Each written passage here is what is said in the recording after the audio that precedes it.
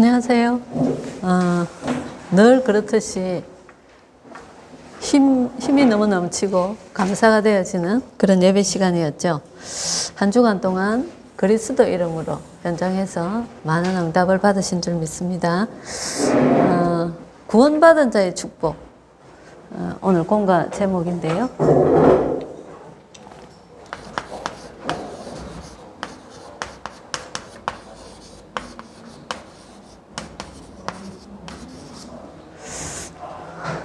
오늘 저희 목사님 말씀에 여호와는 하나님이시다. 그 하나님께서 그리스도로 오셔서 지금 성령으로 우리에게 성령의 능력으로 함께 하신다. 그 축복을 누리는 한 주간 말씀하셨죠. 구원, 우리가 구원받은 자입니다. 그죠? 어디에서 구원을 받았냐? 구원은 빠져놓는다는 그런 뜻인데, 그죠? 우리가 어디에서 구원을 받았냐? 처음을 알아야 되겠죠. 인간의 근본이 어떤 건가를 알아야 되겠죠. 인간의 근본이 하나님의 형상대로 지음받았다 그랬어요. 하나님의 형상대로 지음받았단 말이 영적인 존재란 말이죠. 돼지나 다른 짐승, 다른 피조물은 영적인 존재가 아닙니다. 그렇죠? 영적인 존재가 하나님은 영이세요.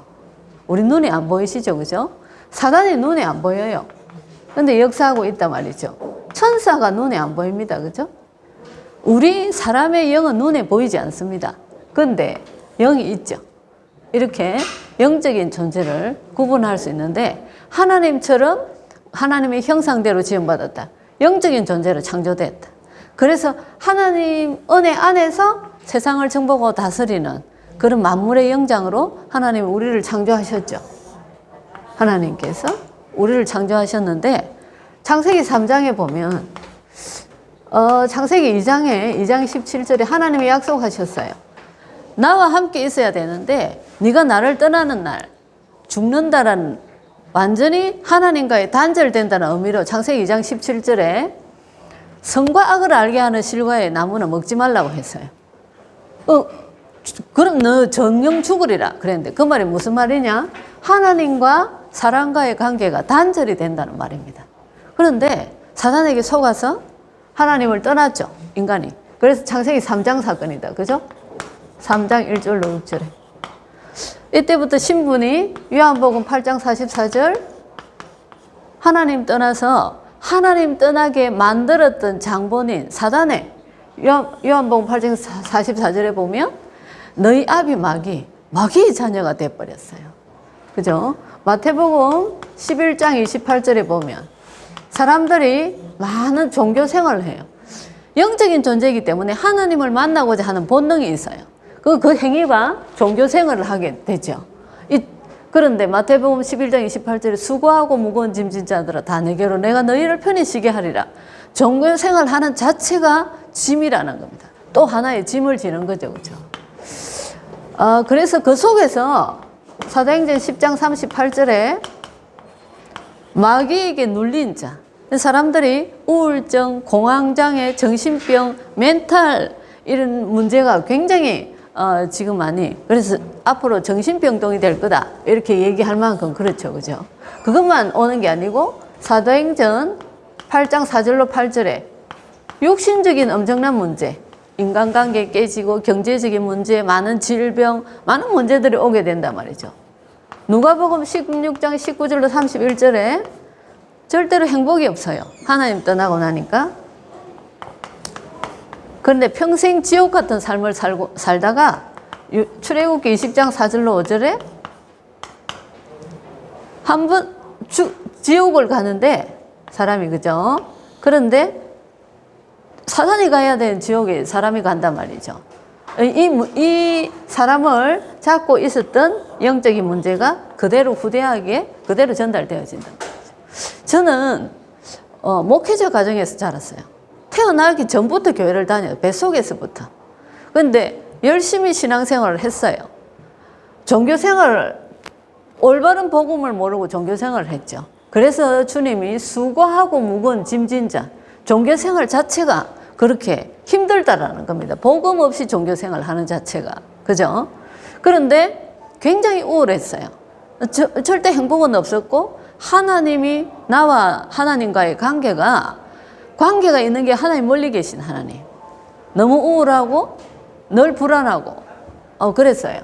그런데 아주 버티고 살았어요. 굉장히 내 힘으로 열심히 노력하면서 버티고 살았는데 열심히 사는데도 불구하고 나와 상관없이 끝없는 문제가 우리 집에 다가오더라고요. 왠지 몰랐어요. 그런데 그래서 교회를 열심히 다니는 것 외에 또 다른 것이 있는가 싶어서 막 찾아 헤매고 했었던 적이 있어요. 하나님 만날 정말 복음을 알기 전에 하나님 떠난 특징이 행복이 없다라는 거죠. 늘 불안하다는 겁니다. 그런데 저의 영적 상태가 자녀들이 자랄 때 보니까 자녀들한테 고스란히 전달되고 있더라고요. 아이들 얼굴에 행복이 없었어요. 웃음이 없었어요. 그래서 저는 교회 가면 두 얼굴을 하고 마음속에는 너무나 힘든데 겉으로는 웃고 이렇게 두 얼굴을 하고 지냈었더랬어요. 그게 더 이상 앞뒤 좌우에 모든 문이 막혀 내가 더 이상 살아갈 수가 없겠다 싶을 때 하나님이 나를 복음을 만나게 하셨어요. 그래서 로마서 5장 8절에 하나님 뭐라고 말씀하시냐. 우리가 이미 죄인 되었을 때 그리스도께서 우리를 위하여 죽으심으로 하나님께서 우리에 대한 자기의 사랑을 확정하셨느니라.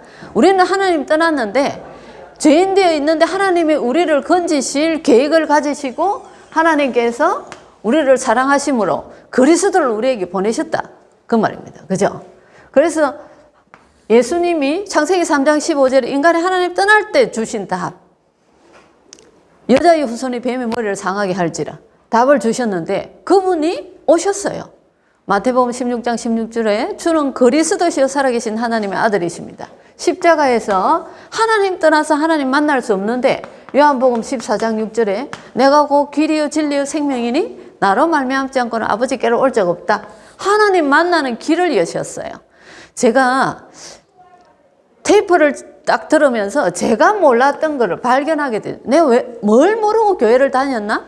이걸 알게 됐어요. 로마서 8장 2절에 생명의 성령의 법이 죄와 사망의 법에서 너를 해방시켜버렸다. 죄 문제에서 우리는 심판받을 사람이 아니다 말입니다. 그죠? 죄에서 완전히 벗어나 버렸어요. 요한일서 3장 8절에 하나님의 아들이 세상에 오신 것은 마귀의 일을 멸하려 하심이라. 사단의 권세를 꺾어버렸어요. 제가 몰랐던 거, 교회를 열심히 다니면서도 몰랐던 거, 이 그리스도 되신 예수를 몰랐어요. 예수님은 막연하게 알았지만 그리스도이신 것을 몰랐단 말입니다. 예수가 그리스도 되심을 몰랐어요.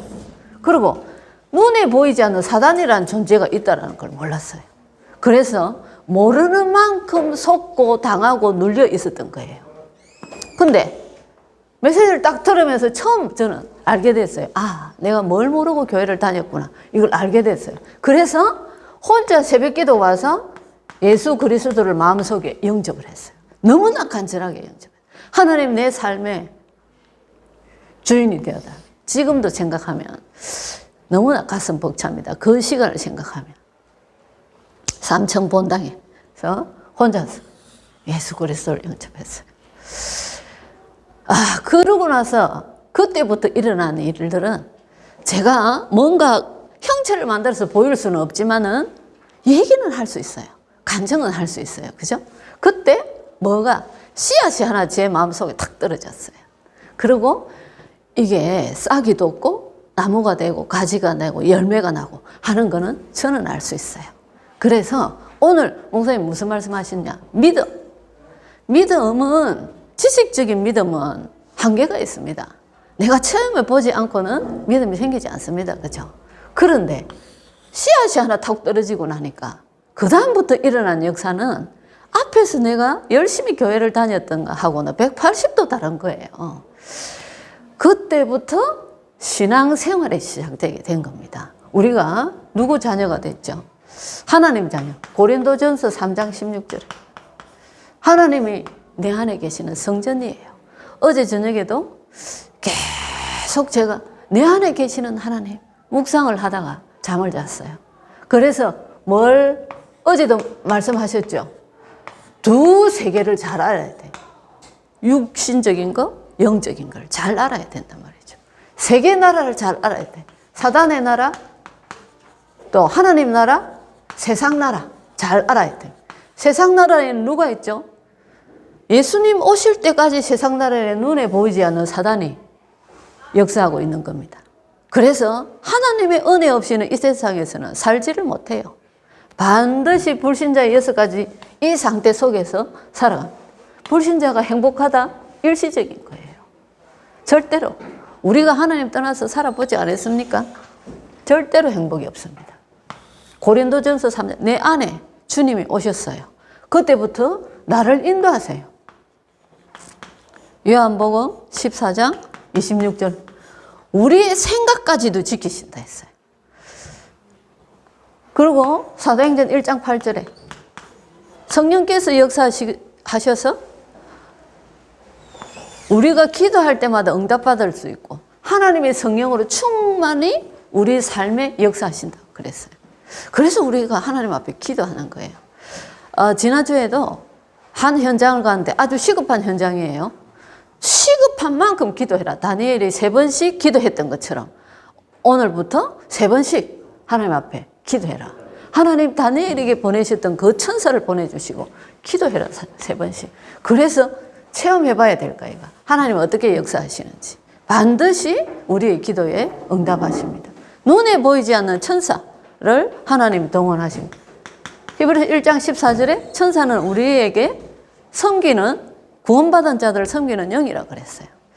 제가 우리 딸의 스케줄을 딱 놓고 냉장고에 딱 붙여놓고 볼 때마다 뭐 하는 줄 아십니까?